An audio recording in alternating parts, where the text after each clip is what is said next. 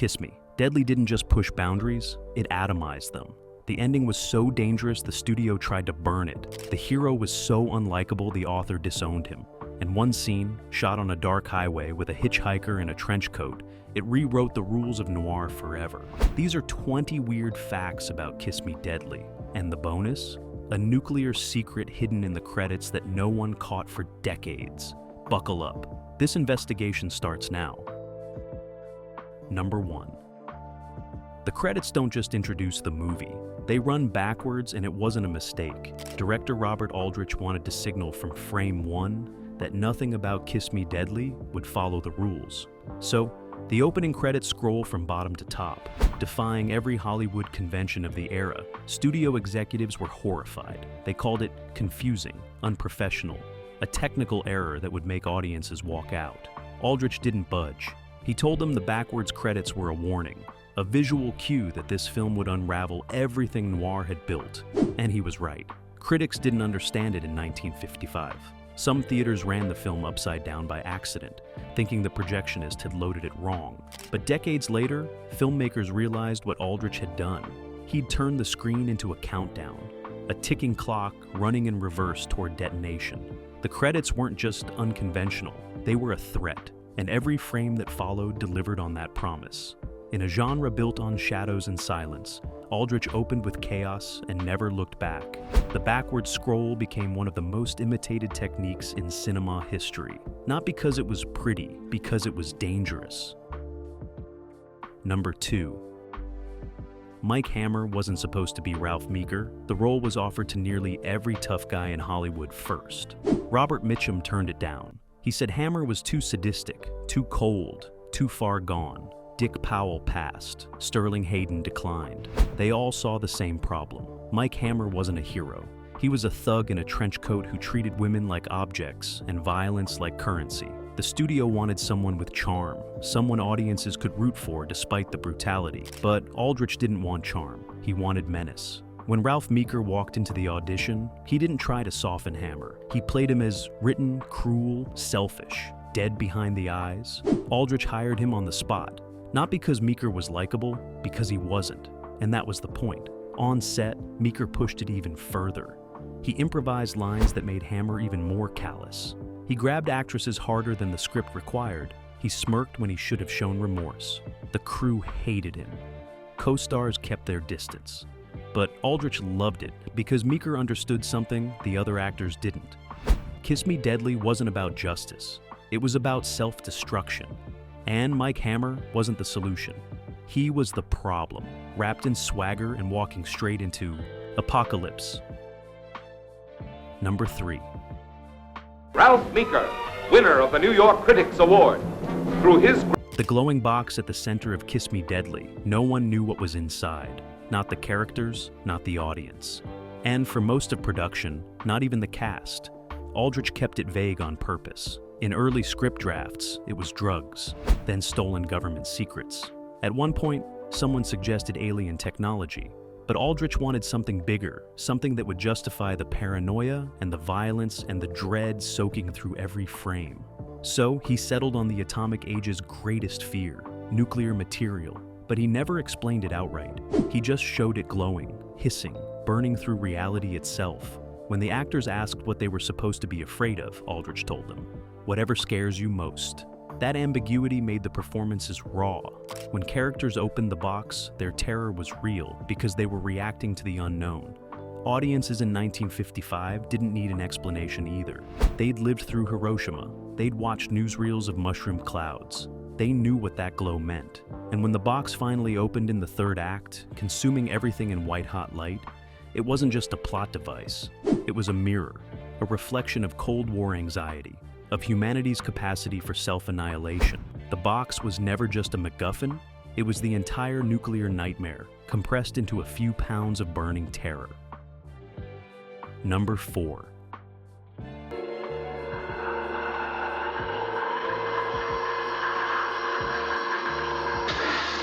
Cloris Leachman's first scene in any movie was running down a dark highway, barefoot, gasping for air, wrapped only in a trench coat. She had one day to shoot it, no rehearsal, no warm-up, just pure panic from mile one. She was 29, a stage actress with no film experience, and terrified. The scene required her to flag down Mike Hammer's car, breathless and desperate, reciting poetry about the apocalypse while trying not to collapse. Aldrich gave her almost no direction. He just said, "You're running from something you can't explain. Make us believe it." So she did. Leachman ran take after take on that cold highway, her feet bleeding, her voice cracking, and when the cameras rolled, she delivered one of the most unsettling performances in noir history. But here's the part no one talks about. Between takes, she asked Aldrich what her character was running from. He smiled and said, "I don't know yet, but keep running." That ambiguity, that lack of answers, it stayed with her the entire shoot, and it worked. Because when Christina Bailey gasps out fragmented warnings about Pandora's box and the flames of hell, Leachman isn't acting. She's searching for meaning in real time, just like the audience. Her terror is genuine, her confusion is real, and that opening scene, raw and unrehearsed, set the tone for a film that refused to provide comfort or answers. Number 5. The ending of Kiss Me Deadly was so bleak, so apocalyptic, that the studio tried to destroy it. In the original cut, the nuclear fire consumes everything. The beach house explodes. The ocean burns. Mike Hammer and Velda stumble into the waves, but it's too late. The world ends. Not metaphorically, literally. Aldrich wanted that finality because Kiss Me Deadly wasn't a cautionary tale. It was a prophecy. But when United Artists executives saw the final cut, they panicked. This wasn't entertainment, it was nihilism. They demanded a happy ending, something where the leads survive, where hope remains. Aldrich refused. He said the whole point was that Mike Hammer's greed and violence led to oblivion, and there was no coming back from that. The studio went behind his back. They shot additional footage without Aldrich, cobbled together an alternate ending where Mike and Velda escape the flames and swim to safety. That version played in most American theaters. The real ending, Aldrich's ending, was buried.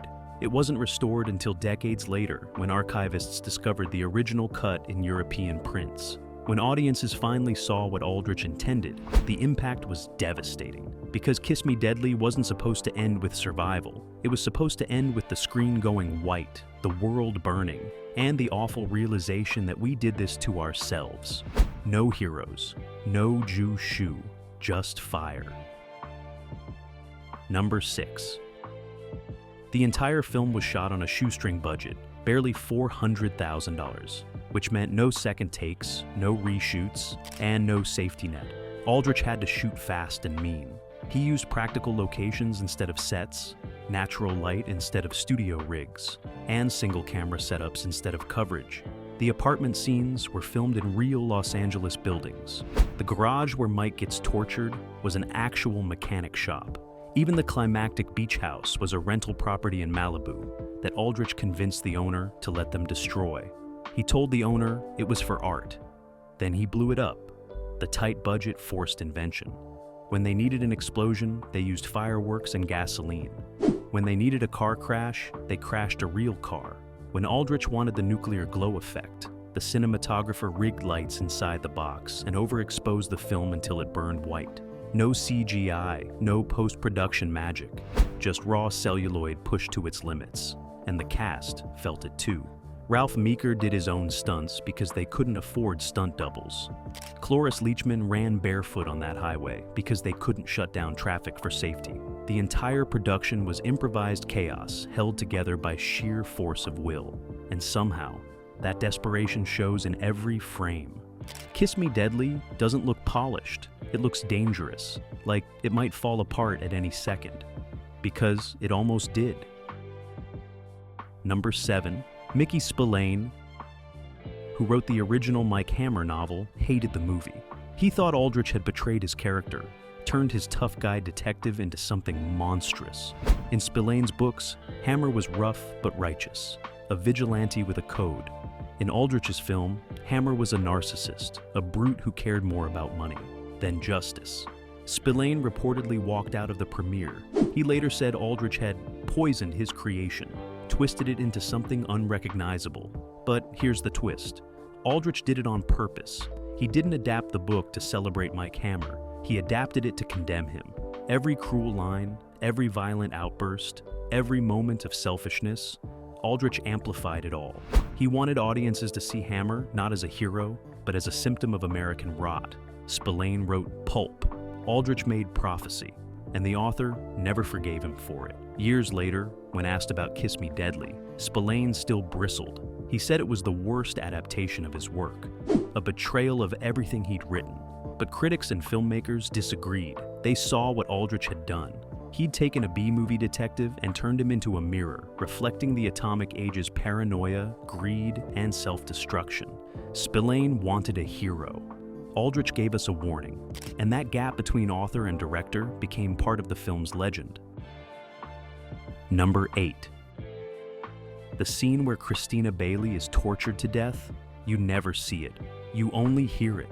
Her screams echo through the soundtrack, while the camera stays locked on Mike Hammer's unconscious face.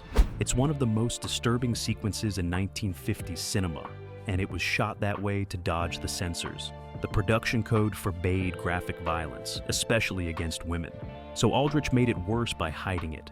He recorded Cloris Leachman's screams separately, distorted them, layered them with industrial sounds, mechanical grinding, metal on metal, until it didn't sound human anymore. It sounded like machinery, like Christina was being erased. The censors approved it because they saw no violence on screen. But audiences in 1955 were traumatized. They heard something they couldn't see, and their minds filled in the horror. That technique, sound replacing image, became Aldrich's signature. He understood that the audience's imagination was more brutal than anything he could show, and Christina's death proved it. You never see the torture, you never see the body, but you hear every second. And decades later, that scream still lingers. It's the sound of a woman being killed off screen while the hero sleeps through it, powerless. Or worse, indifferent, because Mike Hammer doesn't wake up to save her. He wakes up to investigate, not out of guilt, out of curiosity. And that moral vacuum, that absence of heroism, it's the real horror of Kiss Me Deadly. Number 9. Most of Kiss Me Deadly was shot on location in Los Angeles, but not the pretty parts. Aldrich deliberately chose grimy streets, rundown apartments, industrial zones. He wanted the city to feel like a trap. One key location was Angel's Flight, a historic funicular railway in downtown LA. It appears briefly, a steep cable car climbing through darkness. Aldrich used it as visual shorthand, characters descending into the underworld, unable to escape the downward pull. But here's what most people don't know. The city tried to shut down filming. They said Aldrich's crew was disrupting traffic, scaring tourists, making Los Angeles look dangerous. Aldrich ignored them. He kept shooting guerrilla style, grabbing footage before permits could be revoked, moving locations when cops showed up. Some scenes were filmed without permission entirely. The sequence where Mike's car races through Bunker Hill was captured in one take, early morning, before anyone could stop them. No permits, no insurance. Just Aldrich and a cameraman hanging out of a car, stealing shots of the city. That reckless energy shows in the film. Los Angeles doesn't look glamorous. It looks like a crime scene. Every building feels like a place where something terrible already happened. And Aldrich didn't need permission to capture that. He just needed a camera and the willingness to break a few rules. Number 10. The famous line, "Remember me," whispered by Christina Bailey in the opening scene. It wasn't in the script. Cloris Leachman added it during filming. She was standing on that dark highway, trying to find a way into the character, and the phrase just came out. Aldrich loved it. He told her to whisper it again, slower, more desperate. And that line became the entire film's thesis. Remember me. A plea from the doomed, from the forgotten, from everyone about to be consumed by the nuclear fire. It's repeated later, echoing through Mike's investigation, as if Christina's ghost is haunting every frame. But here's the deeper meaning. Aldrich wanted Kiss Me Deadly to be a film about forgetting. America was forgetting the horrors of war, forgetting the consequences of atomic weapons, forgetting the victims left behind. Christina's whispered question was a challenge. Will you remember what happened here? Or will you let it burn away, forgotten like everything else? The censors didn't catch it. They thought it was just a line. But Leachman knew better, and so did Aldrich. That whisper wasn't just Christina talking to Mike. It was the film talking to the audience. Remember me, remember this, before it's too late. Number 11. The pool scene, where Mike interrogates a terrified opera singer, it nearly killed someone. Not the actor, the crew. Aldrich wanted the scene shot at night in a real indoor pool at the Hollywood Athletic Club.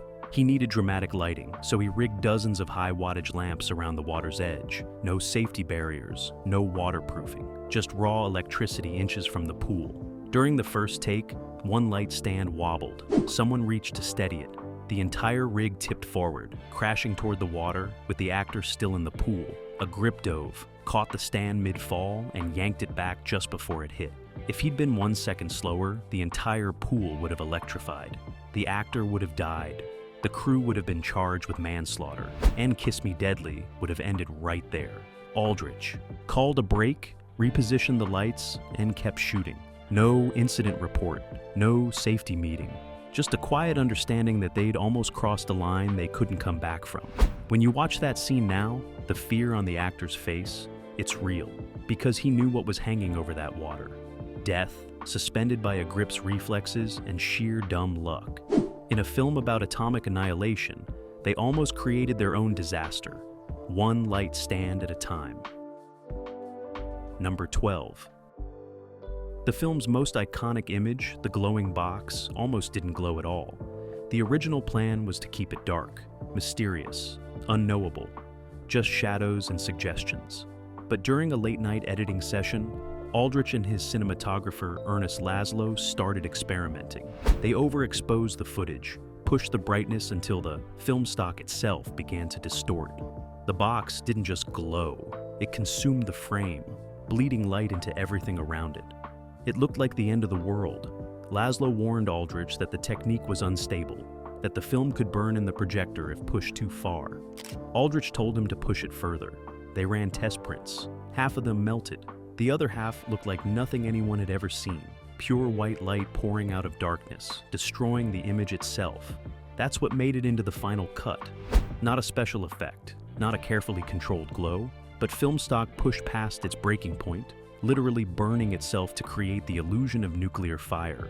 Some theaters reported projection issues during the final scene. The film would flicker, jump, even tear in the gate. Aldrich never apologized. He said if the medium itself was breaking down, that was perfect. Because Kiss Me Deadly was about breakdown, about systems failing, about everything falling apart. Even the film couldn't contain it. Number 13. Nick, the mechanic who gets murdered in his garage, he was played by Nick Dennis, a Greek immigrant who'd never acted before. He ran a real garage in Los Angeles, and Aldrich found him by accident. The production needed a location for the torture scene, and someone recommended Nick's shop. When Aldrich walked in and saw Nick, grease-stained, suspicious, with a face that looked like it had survived a war, he hired him on the spot. Not just for the location, for the role. Nick couldn't act. He could barely speak English without a thick accent, but Aldrich didn't care. He told Nick to just be himself, a working man caught in something he didn't understand. And Nick delivered. His scenes feel different from the rest of the film, rawer, less staged. When he talks about opera and fixing cars, it's not performance, it's memory. Nick really did love opera. He really did fix transmissions. And when his character is killed, slowly, brutally, for information he doesn't have, it hits harder because Nick Dennis wasn't playing a victim. He was a real person who wandered into a noir nightmare and never made it out. After Kiss Me Deadly, Nick went back to his garage. He never acted again. He didn't need to. He'd lived a lifetime of fear in one scene, and that was enough. Number 14. The jazz score, that pulsing, anxious bebop soundtrack driving the film, it was radical for 1955. Most noir used orchestral music, sweeping strings, dramatic brass. But Aldrich wanted something modern, something that felt like a heartbeat racing toward cardiac arrest. He hired composer Frank DeVol, but told him to forget everything he knew about film scoring. No melody, no comfort, just rhythm and dread. DeVol brought in jazz musicians, told them to improvise, to play like they were running out of time. The result was chaotic, discordant, unsettling. Studio executives hated it. They said it sounded unfinished, unprofessional, like a rehearsal that never resolved. Aldrich told them that was exactly the point. Kiss Me Deadly wasn't supposed to resolve. It was supposed to detonate. The music reflected that, building tension that never released, climbing toward a crescendo that only arrived when the screen went white. Critics in 1955 called the score difficult and jarring. Decades later, filmmakers called it visionary, because DeVol had done something no one else dared. He'd turned the soundtrack itself into a countdown, every beat another second ticking toward apocalypse. When you watch Kiss Me Deadly, you don't just see the end of the world, you hear it, pulsing underneath every frame, urgent and unstoppable. Number 15. Maxine Cooper, who played Velda, Mike Hammer's secretary and sometimes lover, was constantly rewriting her own dialogue. She thought the script made Velda too passive, too much of a decorative object in Mike's world. So, between takes, she'd pitch alternative lines to Aldrich, giving Velda more agency, more bite. Sometimes he'd use them, sometimes he wouldn't. But Cooper kept pushing because she understood something the script didn't. Velda wasn't just Mike's sidekick. She was the only person in the film who saw Mike clearly, who called out his selfishness and cruelty, who tried to stop him before it was too late. In one scene, Velda tells Mike, "You're so bright and you're so stupid." That line was Cooper's, not scripted, not approved. She just said it during a take, and Aldrich kept it because it was the truest thing anyone says in the entire film. Cooper later said, working on Kiss Me Deadly was frustrating because she was surrounded by men who didn't listen.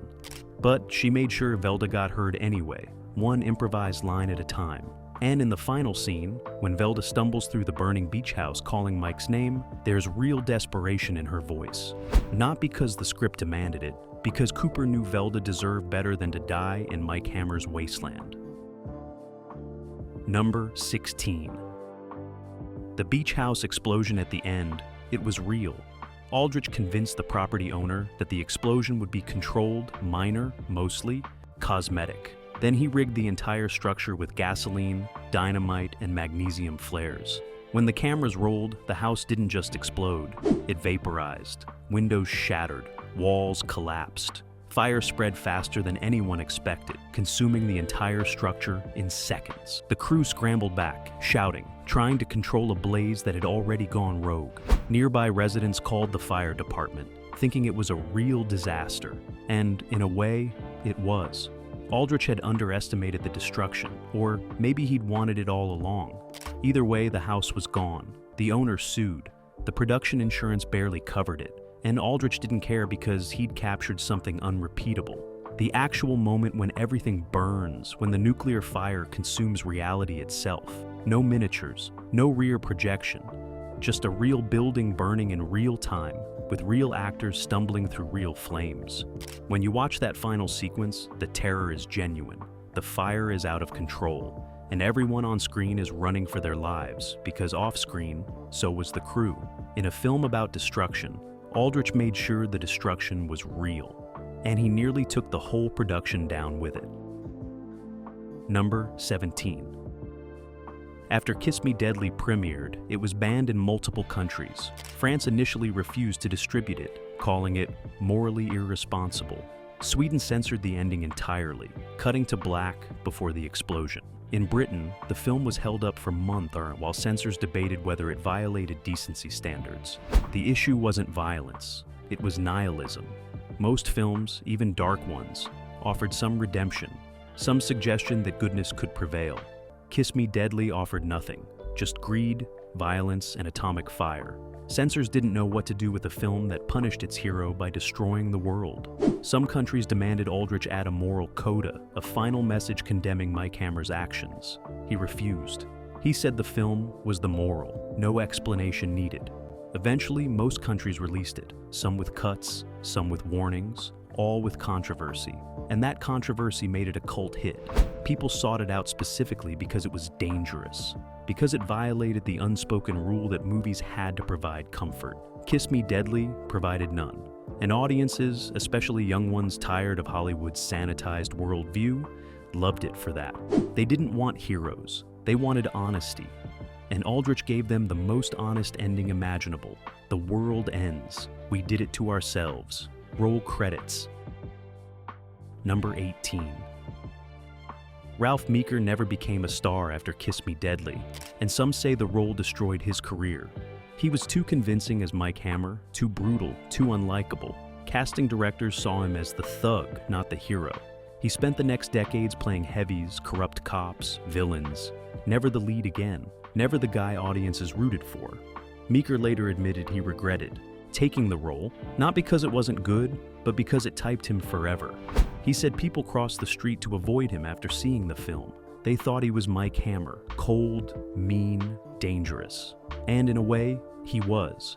Because Meeker had poured so much of his own darkness into the performance, so much genuine cruelty, that he couldn't separate himself from it afterward. Directors didn't want to take the risk. Audiences didn't want to see him redeemed.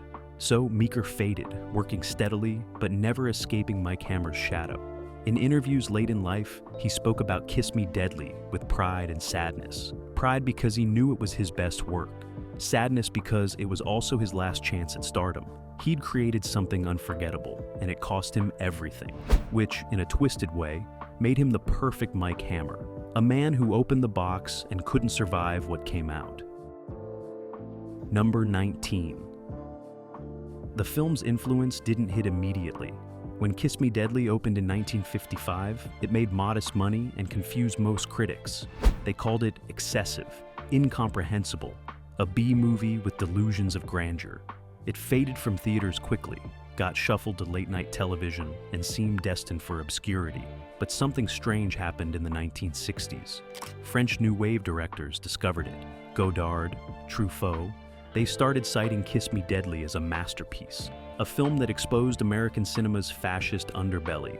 They wrote essays about Aldrich's visual style, the way he turned noir into apocalypse. And suddenly, American critics took another look. By the 1970s, film schools were teaching it. By the 1980s, Tarantino was stealing from it. Pulp Fiction's glowing briefcase, that's pure Kiss Me Deadly. Repo Man's radioactive trunk, same thing. The Matrix's final whiteout, direct homage. The film that Hollywood tried to bury became one of the most influential noir films ever made, not because it followed the rules, because it burned them. Aldrich didn't live to see the full extent of his film's legacy. He died in 1983, but before he did, he watched Kiss Me Deadly go from forgotten B-movie to cultural landmark, and he smiled. Because he'd always known what he had, a film so dangerous it took decades for the world to catch up. Number 20. There's a moment near the end, right before the beach house explodes, where Mike Hammer finally understands what he's done. He sees the box opened, sees the fire spreading, and his face registers something rare. Fear, not of death, of consequence. For the entire film, Mike has been invincible, untouchable, convinced he's smarter than everyone else. And in that moment, he realizes he's not. He's just another fool who thought he could control forces beyond his understanding. That moment, that brief flash of realization, Ralph Meeker improvised it. Aldrich never told him how to react. He just rolled cameras and let Meeker find it. And what Meeker found was devastating. A man watching his own arrogance destroy everything. It's the only moment in the film where Mike Hammer feels human, where the swagger drops and the terror shows through. And it lasts maybe 3 seconds before the fire takes over and the screen goes white. But those 3 seconds change everything. Because Kiss Me Deadly isn't really about nuclear weapons or Cold War paranoia or noir conventions. It's about a man who couldn't stop himself from opening the box, even when everyone warned him. Even when he knew better. Mike Hammer is America. Arrogant, violent, convinced of its own exceptionalism. And the burning beach house is what happens when that arrogance meets reality. No second chances, no redemption, just fire, consequence, and the awful understanding that we did this to ourselves. Aldrich didn't need dialogue to say it. He just needed Meeker's face for 3 seconds, registering the truth. And then, nothing but light. Bonus fact. The title card itself contained a hidden message that nobody caught for over 30 years. When Kiss Me Deadly finally got restored in the 1990s, archivists noticed something strange in the opening credits. Remember, they scroll backwards from bottom to top. But when played in reverse slowed down, the title sequence reveals something Aldrich buried there deliberately.